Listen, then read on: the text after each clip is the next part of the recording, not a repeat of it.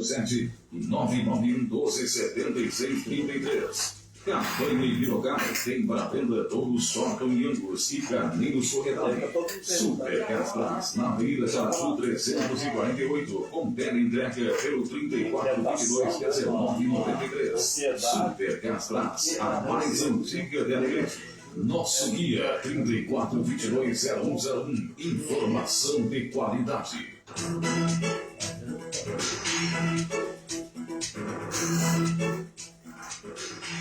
Bom dia comunidade alegretense da Cidade do Campo. Bom dia ouvintes da Rádio Tia Alegrete do programa Crônicas de Alegrete, o programa da família conservadora do Alegrete.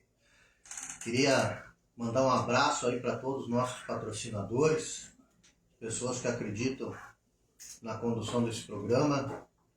O amigo Mantovani Benucci ali está preocupado que o time dele não contrata. Ele já está se enxergando de volta à velha casa. O Coronel Castro não está aqui hoje, mas comemorou a subida em 4º lugar. O que fazem? Tu imagina? Eles debochavam que os colorados disputavam vaga para Libertadores. E agora tu disputar vaga para a Série A é bravo. Que fase, Mantovani? Que fase? Queria mandar um abraço para os nossos amigos que estão ali no acampamento, ou que estão ouvindo o nosso programa. Hoje, como nós já divulgamos, vamos estar, a partir das 10h30, conversando diretamente com o deputado Sanderson a respeito de todas as movimentações de Brasília, questões da CPI, o inquérito na PGR, questão do uso do avião, enfim, temos vários assuntos aqui importantes e esclarecedores para a comunidade alegrete. Bom dia, Coronel Ronaldo. Bom dia, doutor Alexandre Machado, bom dia aos nossos ouvintes do programa Crônicas do Alegrete. Uma satisfação mais uma vez estarmos aqui, dia 26 de novembro, nesse sábado radiante, para conversar sobre as questões aí políticas, sobre o viés da direita conservadora. Né? Quero mandar também um abraço aí para o meu amigo Valtério, que está lá no Capivari, para todos os patrocinadores, particularmente, que acreditam, que apoiam essa nossa iniciativa, né? E estão hermanados aí nesse propósito, nesse ideal de lutar pela verdade, pelo restabelecimento da verdade e trazer essas pautas que a grande mídia omite, né, trazer para o nosso ouvinte aí. Então, a satisfação de estar aqui. Também queria mandar um grande abraço para o João e para a Silene lá. O João vai ser um novo patrocinador aqui do programa, da Oficina de Chapamento da Conquistadora, Alan Barro Medianeiro. Trabalha com todos os seguros de carro, um homem com uma experiência bárbara. E também está irmanados aqui conosco. E também mandar um grande abraço para Cláudio e Sibeli, que confirmaram, né, o casamento ontem. Já estão casados há tempo, então vivem juntos e resolveram fazer a cerimônia de casamento religioso. Queria dizer para eles que infelizmente não pude estar lá com eles e com toda a família, mas que de coração nós estávamos lá. Quero aqui registrar o nosso carinho e nosso apreço por eles e que Deus abençoe esta união. Quero mandar também um abraço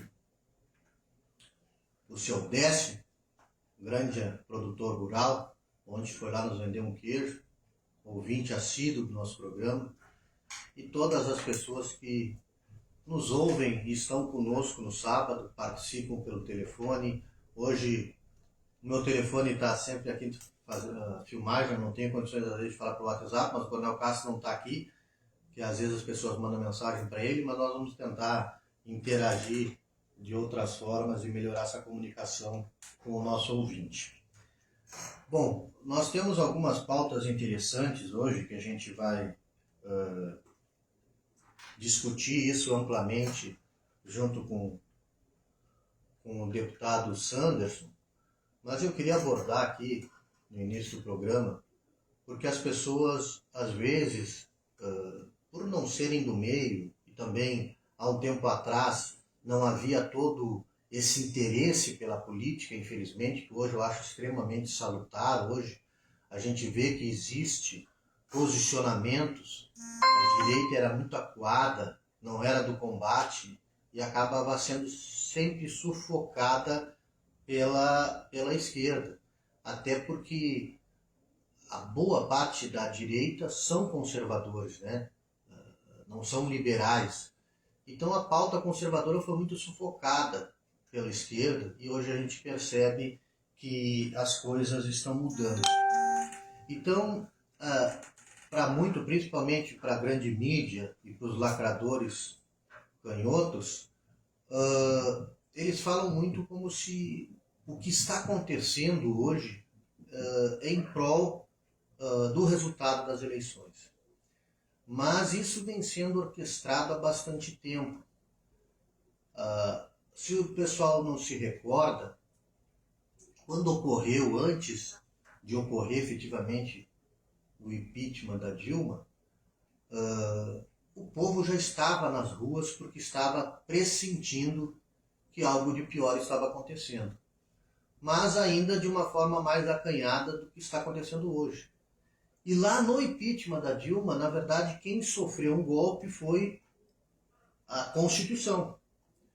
Porque quem não se recorda, por exemplo, Fernando Collor de Mello, ele sofreu impeachment, o impeachment das condicionantes é crime de improbidade administrativa, né? E ele ficou inelegível. Ficou por 8 anos inelegível, sem poder concorrer, e depois voltou. No impeachment da Dilma, como já era um conchavo entre os corruptos que estavam apavorados com a questão da Lava Jato, isso não tenho dúvida nenhuma que isso foi combinado com o senhor Luiz Inácio. E para não deixar a Dilma tão na ruim, eles rasgaram a Constituição, caçaram ela, mas ela ficou com todos os direitos políticos, inclusive recebendo as benesses de presidente. Ali foi o primeiro golpe que a Constituição sofreu pelo então, quem estava presidindo a sessão, que era o ministro Lewandowski, que faz parte desse pacotão aí, que está, digamos assim, pisoteando a Constituição quase que diariamente lá no STF. Então, lá já houve o primeiro golpe à Constituição, o primeiro descaso, e que passou livremente pela Câmara dos Deputados e também com o aval do STF, que chancelou todo esse processo de impeachment. Só que o povo depois veio a torná-la inelegível porque não quis que ela assumisse, embora as pesquisas à época diziam que ela ganhava disparadamente as eleições lá em Minas Gerais. Mas ela não levou. Depois, é importante a gente falar para vocês a questão da Lava Jato. Essa arguição de endereço, vamos dizer assim, em qual endereço que o processo ia correr, vinha sendo discutida desde o primeiro momento e foi sacramentada, inclusive, pelo STF, que o foro legítimo era Curitiba. Certo? E é importante que se diga que o foro, aonde o processo está sendo julgado, a gente chama que isso é uma nulidade relativa. Por que ela é uma nulidade relativa? Porque ela se consolida, ou seja, ela acaba precluindo a discussão dela com o andar do processo, porque ela não vem a ser determinante, ou seja, ela não é uma nulidade absoluta, que pode ser arguída a qualquer momento. Então, para que ela não prejudique a justiça, ela deve ser arguída lá no início do processo e não ao final do processo, como aconteceu. E depois, os sábios juízes, ou seja, boa parte dos juízes, entre Lewandowski ali, Dias Toffoli, Carmen Lúcia, essa turma, Rosa Weber, decidiram pela suspeição do juiz Sérgio Moro. Ou seja, os juízes indicados pelo réu os juízes indicados pelo réu decidiram pela suspeição do juiz Sérgio Moro em favor do seu padrinho político. Preste atenção no que eu estou dizendo. Os juízes indicados pelo réu decidiram pela suspeição do juiz Sérgio Moro.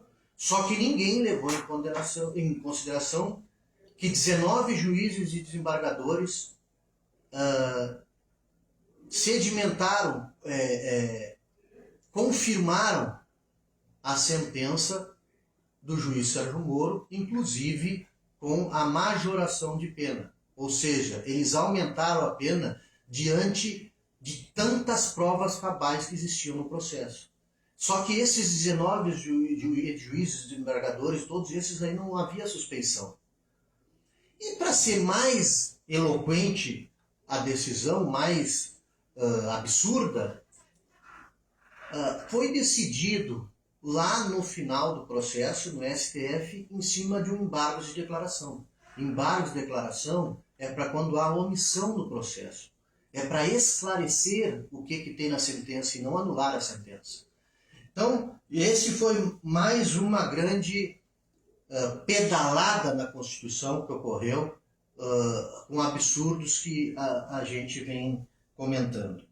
Depois, durante o processo eleitoral, que a gente sabe que para legislar sobre a eleição tem que ser um ano antes da eleição, durante o processo eleitoral ocorreram várias alterações no jogo com a bola em andamento, que também é ilegal.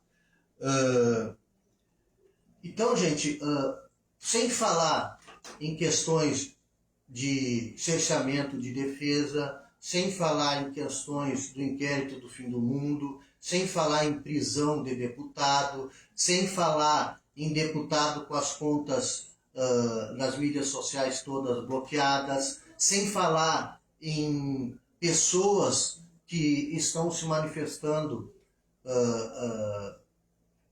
pacificamente, estão sendo presas e perseguidas, sem falar que cidadãos americanos tiveram suas contas no YouTube e demais mídias sociais bloqueadas, sem falar que hoje tu impetrar um recurso que é previsto, tu corre o risco de tomar multa e tu virar o sem vergonha, tu virar o...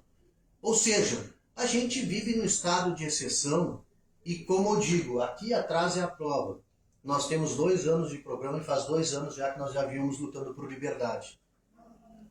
Então, pessoal, essa retórica daí, principalmente da mídia, que chama manifestações golpistas, como se tudo que está acontecendo se deu única e exclusivamente pelo resultado das eleições. E diga-se de passagem também que o Congresso aprovou o voto impresso em 2015, a senhora Dilma vetou, o Congresso derrubou o veto e o STF tornou inconstitucional, por mais absurdo que seja, porque a gente sabe que o escrutínio dos votos ele tem que ser público.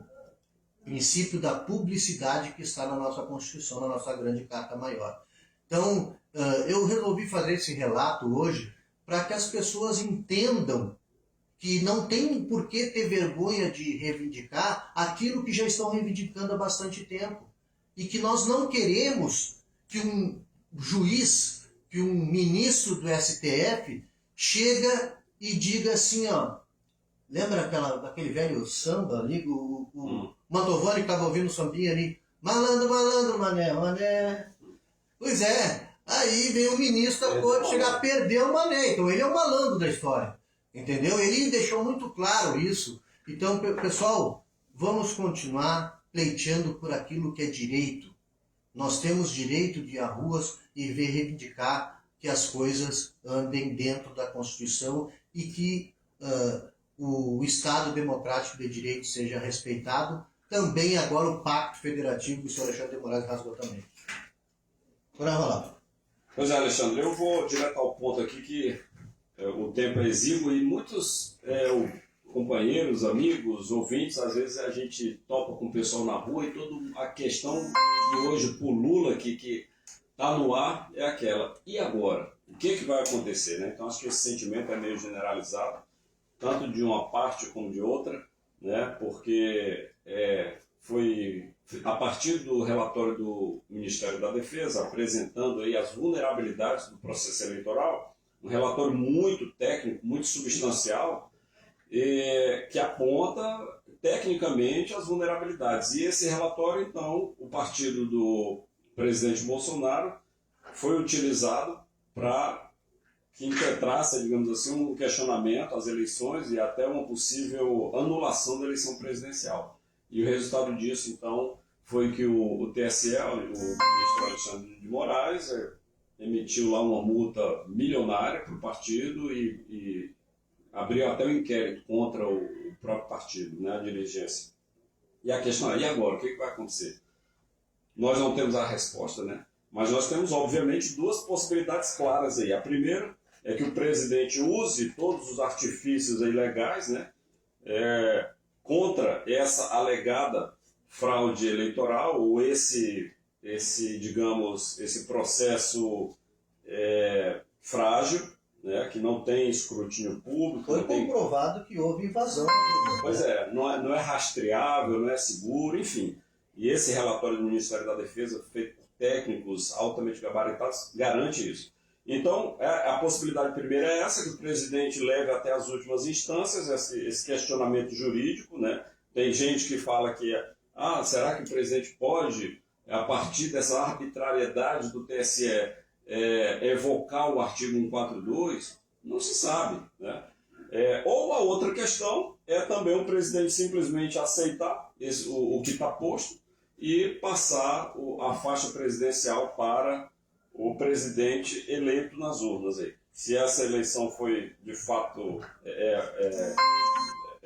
digamos assim, se a eleição foi verdadeira e traduz, de fato, o desejo do eleitor, não se sabe. Mas a questão o que a gente pensa é que o fator decisivo vai ser a mobilização popular, né? Certamente o presidente, como comandante maior das Forças Armadas, ele não vai mover um dedo se não houver apoio popular, e ele, como um democrata nato, ele entende claramente isso, que o poder emana do povo, e ele tem demonstrado isso ao longo do seu governo.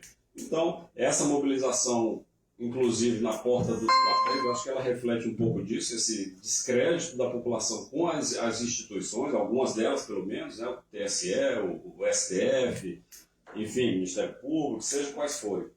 E nesse processo todo é importante, o caro ouvinte, né, Alexandre, o doutor Alexandre, a gente entender a tal da guerra da informação.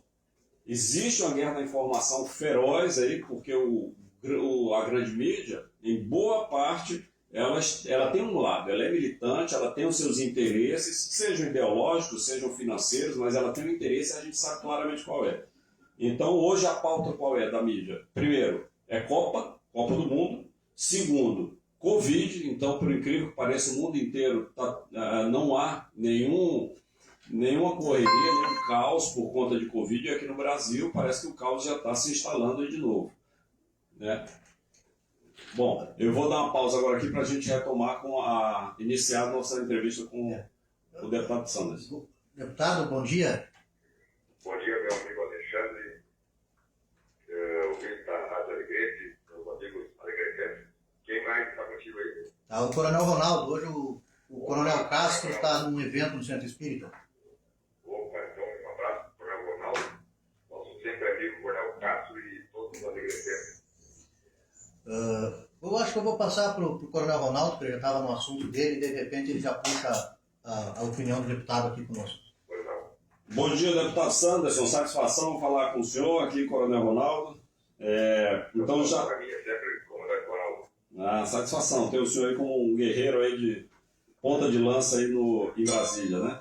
Mas eu gostaria então já de iniciar que a pergunta que todo mundo faz para a gente, deputado, é essa. E agora? O que vai acontecer? Porque o povo está mobilizado nas ruas, nas redes sociais, pelo menos uma grande massa, e o que se observa é isso, uma grande massa de eleitores mobilizada pelo Brasil contra a esquerda, né?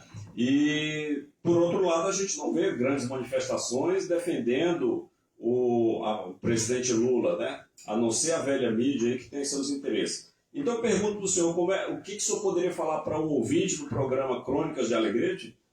Qual é a sua perspectiva aí de Brasília sobre os rumos, né, os próximos passos, o desenrolar de toda essa trama aí? O que o senhor acha que pode acontecer? Pois é, na verdade, nós estamos acompanhando aqui de Brasília, mas as movimentações são em todo o Brasil.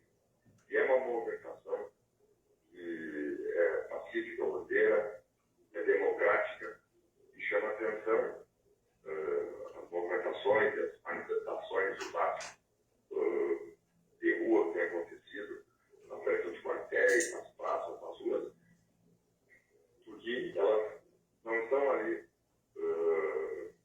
apenas, tão somente, em razão de Jair Bolsonaro não ter vencido as eleições. Eles estão ali muito mais, sobretudo, porque estão vendo qualquer cidadão minimamente inteligente, sabe com o retorno de Lula e sua caterva, de seus irresponsáveis, nós vamos, provavelmente, muito provavelmente, passar por todo aquele desastre que já passamos, de roubalheira, desmonte do Estado, aparelhamento das instituições, compadrio nas indicações dos cargos, sejam ministros, secretários, diretores, chefes de departamento, primeiro, segundo, terceiro, quarto, quinto escalão, todos loteados, arrendados a partidos políticos e compadrios de toda sorte. Então, a preocupação maior é essa. Por isso as pessoas vão sair das ruas e não vão sair. Porque é muito mais do que esquerda e direita. É ou o futuro do Brasil, né, ou o caos. Ninguém minimamente sóbrio vai querer o caos para o seu próprio país. Né? Ninguém vai querer ter seus filhos num país arruinado e depois você cobrar a bomba e você não fizer nada. Então, o cenário é esse. Né? Infelizmente, nós temos aí uma Congresso Nacional silente e até, eu diria, governado diante de uma situação de abusos cometidos por ministros do STF e também do TSE. E esses abusos eles são muito claros. Né? Não precisa ser grande estudioso e atuar na vista para ver que o STF não vê agora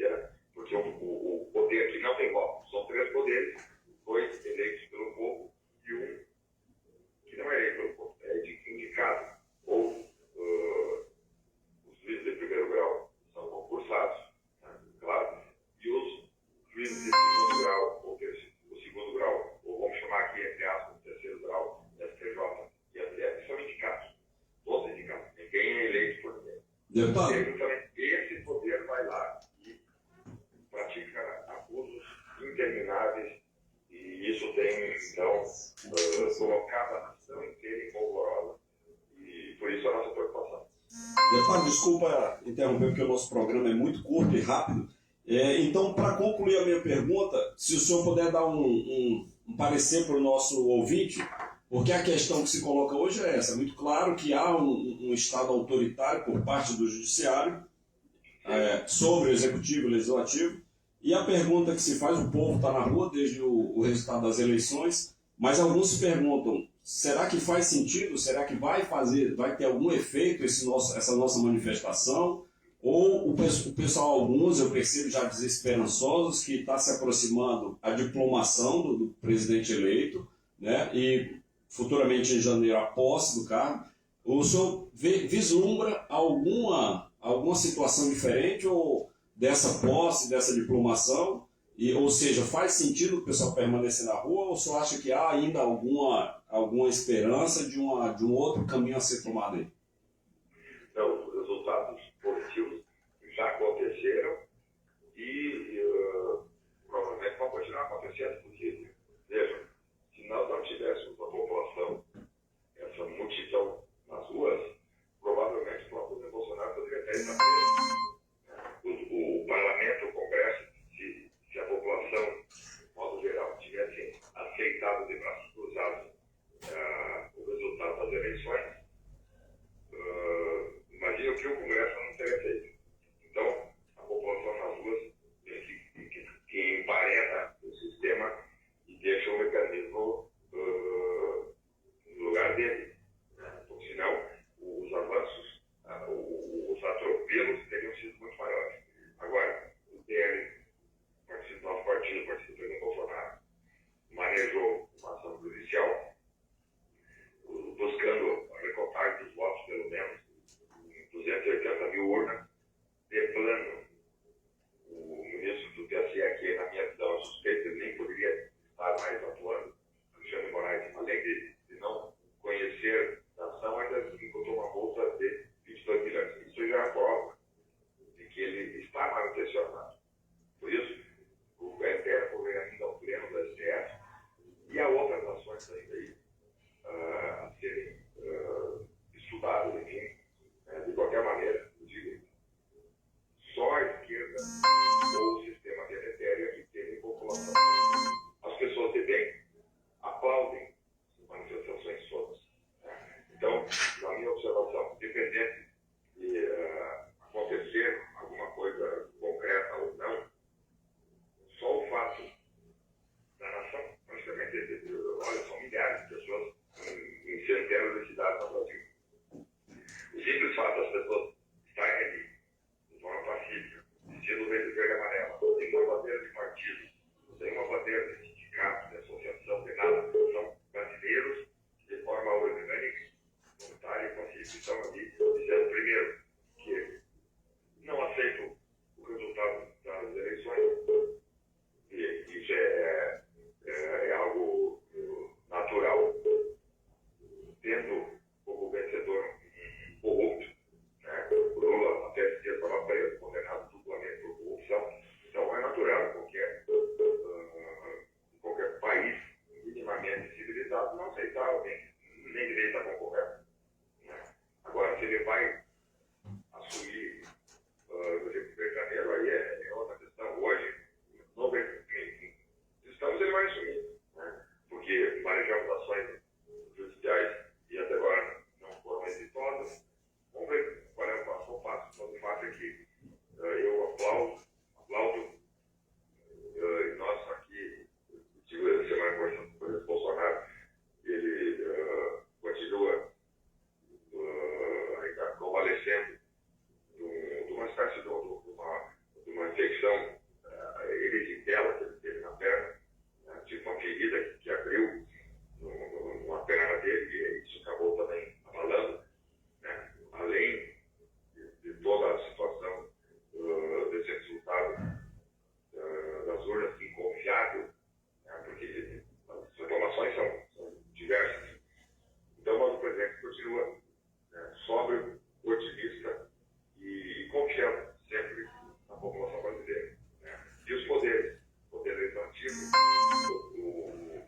estar, no caso do STF, vendo essas manifestações todas, e a própria imprensa brasileira, né, vendo essas manifestações todas, eles ficam acuados, não estão à vontade, porque imaginavam que a população brasileira ia aceitar esse encontro. E, não aceitando, né, indica aí que um possível governo petista terá muitos problemas pela frente. Agora mesmo, nessa legislatura, então aí para a semana que vem, iniciar as votações da chamada PEC do furamento, PEC da gastança, e eu já me manifestei dizendo que, independente do valor, eu vou votar contra. Eu tive em Palácio Planalto semana passada e ali vi um estudo dado, dando conta que para passar de R$400 para R$600, o Auxílio Brasil precisaria algo em torno de 50 bilhões de reais. Por que eles estão querendo aprovar 200 bilhões, 150 bilhões a mais do que o necessário? Justamente para gastar, quem sabe se lá, se não é para optar, deputados, etc. Então, já disse que independente do valor, né, vou votar contra. Outros deputados do PL também já agora indignados com essa situação toda de STF voltando o PL 22, desculpa, TSE, voltando o PL 22 milhões de reais, uma situação absurda. E o doutor Alexandre Machado Salles, advogado conhecido, para ver o gigante de uma peça que resolve. De volta tem que ser aprovado. Não houve contraditório estabelecido. Né? Não foi estabelecido contraditório, não houve a prova de que o PL agiu com dolo, e mesmo assim ele estabeleceu o gigante de uma peça com 22 milhões. Então, daí, evidente a minha observação, a matéria de Alexandre de Moraes, e nós vamos tentar agora, já nesse ano ainda, dentro do parlamento, né? Eu vou votar contra a PEC, essa PEC da gastança, a PEC da irresponsabilidade, e outros deputados. Se o PL todo votar contra, ele inviabiliza praticamente a pauta do Congresso Nacional. Mas, deputado, aproveitando o gancho, também a própria Constituição fala que o orçamento do primeiro ano do governo eleito, quem deixa é o governo anterior, né? Ao meu ver, isso aí até é um desrespeito no momento que uma comissão, tu não assumiu o governo e tu já está querendo definir o orçamento para o ano seguinte. Isso já é uma afronta, né? Uma coisa é a gente negociar, outra coisa é tu praticamente rasgar o orçamento, que quem tem que deixar é o governo anterior, sendo que possivelmente depois as responsabilidades virão se essa PEC passar, e o discurso vai ser que esse orçamento quem deixou foi o presidente Bolsonaro. Então a gente já sabe como é que é o modus operandi da esquerda. Mas a gente pressionou muito os deputados essa semana em função da CPI, né, do abuso de autoridade. A gente viu uma manifestação muito presente, uma atuação muito forte sua, junto com o deputado Van Hatten, dois aqui do Rio Grande do Sul, e agora, infelizmente, o presidente Lira, como o presidente Pacheco, estão negociando suas candidaturas lá, as suas permanências na presidência das casas, com a próprio PT, e o Arthur Lira já se divulgou que, embora com 181 assinaturas, não teria tempo hábil para concluir a CPI neste ano, então que ele não ia autorizar a sua abertura. O que o senhor pode nos dizer sobre isso? Isso aí é uma história de cobertura, né? Vamos dizer assim, uma desculpa esfarrapada que tanto o presidente da Câmara como o próprio presidente do Senado estão dando. Há tempo hábil, sim. Né? Nós podemos muito bem para os integrantes apenas da CPI, não fazendo o chamado processo parlamentar, e aí ter pensamento de ter mais, que é para fazer uma investigação através da CPI. Tempo hábil, que não há tempo hábil, é um escopo. Mentira, inventando desculpa. O que nós vemos é que o sistema, o mecanismo todo se protege. Né? Então, situações que têm se repetido aí de abusos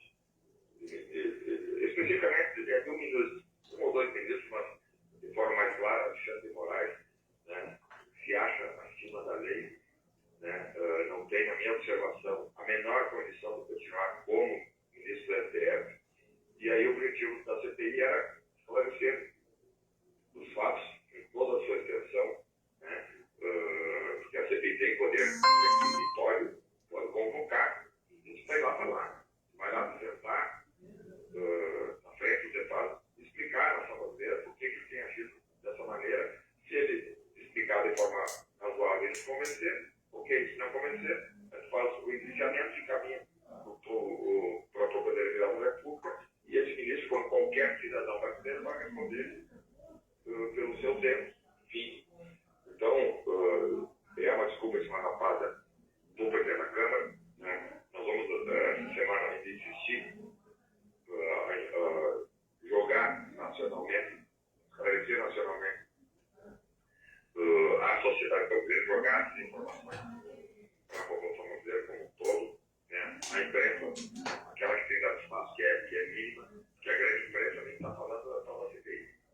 Né? Como disse o Ronaldo, está falando só em Copa do Mundo. O Brasil aqui pegando fogo, né?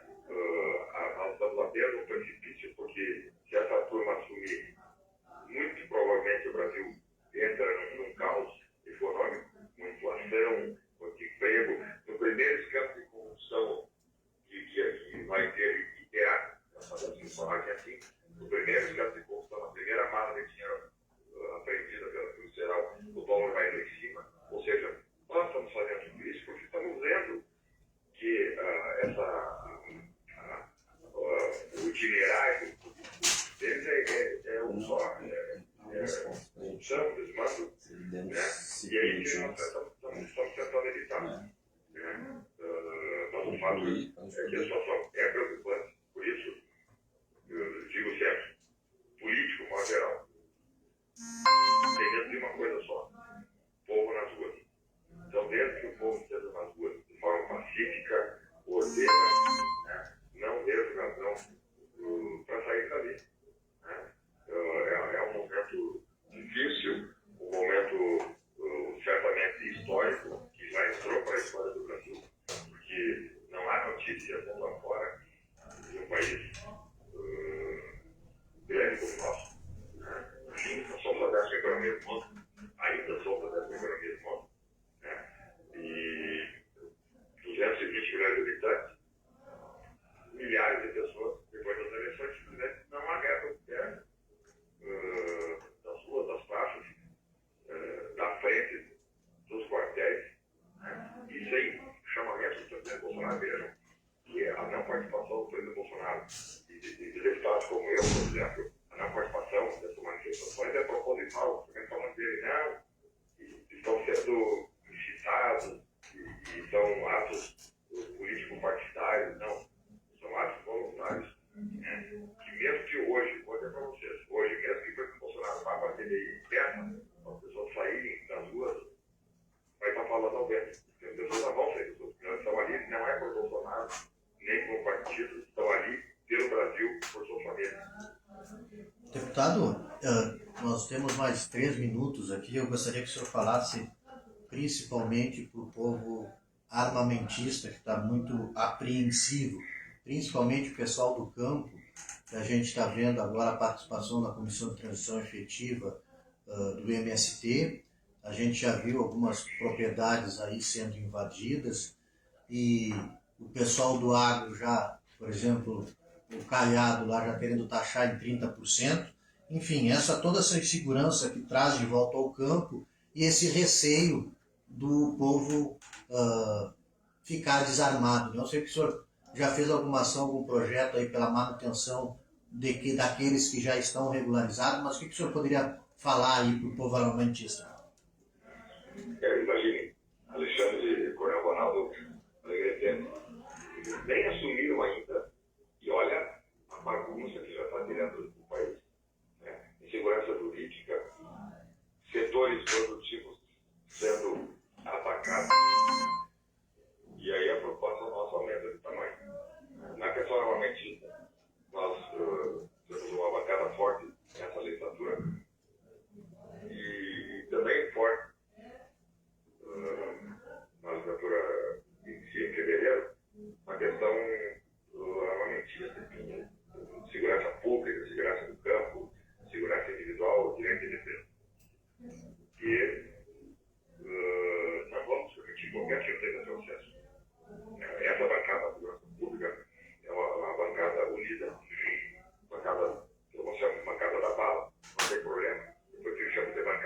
debaixo da mala do que bancada da mala. Nós estamos firmes e fortes para que nenhum retrocesso aconteça. E vamos trabalhar. Eu estou apresentando um projeto de lei para que todos aqueles que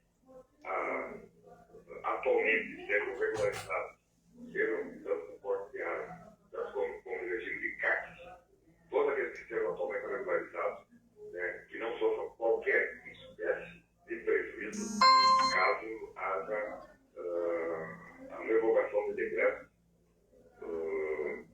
no próximo governo. Né. E temos um projeto de lei 6438 que está tramitando aqui na Câmara Federal. Vamos tentar aprová-lo na Câmara esse ano, um projeto que ele revoga o Estatuto do Armamento e cria um novo Estatuto de Armas. Se já ter sido aprovado na legislatura atual, claro, a pandemia acabou atrapalhando, nós ficamos aí praticamente 2 anos com as comissões inativas, mas a ideia então agora na Câmara aprovar. O Senado, o ano que vem, vai estar renovado, são 16 novos senadores alinhados ideologicamente e programaticamente com aquilo que nós pensamos. Então temos condições de aprovar na Câmara e no Senado. Aí no Senado, mas esse projeto tem mais poder executivo. Se for o presidente Lula, ele vai vetar, não tem problema. Só para a Câmara, nós derrubamos o veto e estabelecemos uma nova legislação. Afinal de contas, né, quem é o autor, quem é o protagonista no processo de construção de leis é o Parlamento. Não é o Executivo e nem o Judiciário. Cabe ao Parlamento, eleito pelo povo, dizer quais são, ouvindo o povo, claro, sempre ouvindo o povo, dizer qual vai ser o destino legislativo de uma nação. Então, no aspecto armamentista, estamos preocupados, claro, mas seguros de que venceremos. E as discussões relacionadas à MST, relações internas também, né, terão uma resposta à altura, dura, e uma resposta que o setor rural produtivo merece, porque afinal de contas, né, presenciamos aí quase 30 anos de avanços autoritários, de movimentos que se diziam sociais, mas não eram sociais, eram movimentos criminosos organizados para invadir propriedade privada. E isso nós também não vamos mais permitir. Tá bem, deputado. A gente agradece esse programa aqui, a Voz da Direita, aqui no município de Alegrete, está sempre à disposição do senhor, da bancada de direita aí da Câmara dos Deputados. É sempre um prazer conversar conosco, com o senhor, e trazer aqui para a gente essas importantes informações aí de Brasília. Obrigado, bom fim de semana a toda a população de Alegrete. Um abraço do Alexandre, Coronel Ronaldo, todos os amigos do Alegrete. Muito bem, meus amigos, estamos de volta então. Eu, Dr. Alexandre Machado, agradecendo aí a entrevista concedida pelo deputado Sanderson, deputado federal, direto de Brasília. E para fechar o nosso tempo, está se acabando. Eu acho que de tudo que o deputado falou, é importante ressaltar que o povo na rua tem diferença, tem um peso muito grande. Se isso vai redundar naquilo que a gente deseja, de uma mudança de cenário, não sabemos. Mas certamente haverá efeitos positivos. Mas é condicionante, né? É condicionante. O povo na rua é condicionante qualquer desfecho. Exatamente, até para o Congresso, mesmo que o presidente, no atual circunstância, o presidente Lula vai, como o próprio deputado falou, assuma, é importante o povo continuar mobilizado para pressionar o Congresso para que esses arroubos aí da esquerda não venham destruir o país. Como o próprio ministro Paulo Guedes falou, a previsão dele, é um homem experimentado e sabe o que fala, se a política macroeconômica da esquerda for implantada, ele dá 6 meses para o Brasil virar uma Argentina, no caos econômico que lá está, e dá 1 ano e meio para a gente virar a Venezuela. Então, vamos nos manter mobilizados e queira Deus que o Brasil não caia nessa desgraça. Mas é importante, né, Coronel Ronaldo, a gente fazer essas reflexões e entender que a manutenção da população unida em torno dos projetos, principalmente, que nós avançamos, principalmente o projeto econômico, é condicionante hoje para o Brasil seguir os rumos, porque a gente sabe que, infelizmente, boa parte dos políticos depois, com aquela velha prática de tomar lá da cá, a bancada tende a diminuir, né? Então, a manifestação ordeira, pacífica, ela é sempre bem-vinda e é sempre salutar, né? Não sei se eu tenho mais Não, e alguma detalhe, né? O presidente eleito nem assumiu ainda, e nas suas falas, muito infeliz, diga-se de passagem, a Bolsa de Valores perdeu muito, perdeu bilhões. O Brasil simplesmente, pode-se dizer isso, empobreceu com algumas falas do presidente, basicamente falando que não vai observar o teto de gastos quando assumir, e o dólar disparou. E o que ele fez quando interpelado pela mídia, né, pelos especialistas de plantão? Ele diz o quê? Paciência. Se o dólar subiu e a Bolsa caiu, paciência. Então essa é a preocupação dele, o compromisso dele com o Brasil. E o investidor fugindo, a economia desmoronando, e isso vai recair sobre todos, independente. E o senhor e a senhora que está aí na ponta, principalmente o trabalhador, aquele que vive do salário mínimo, tem uma informação importante que as pessoas não falam.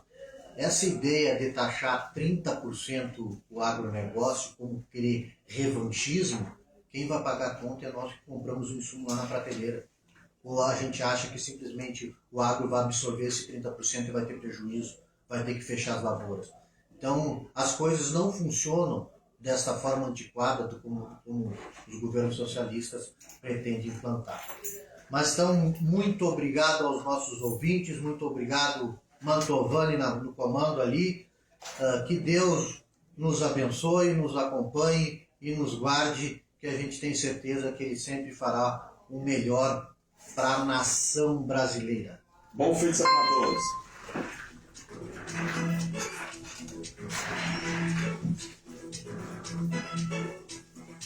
O verão está chegando, mas na Unicamp, as matrículas e rematrículas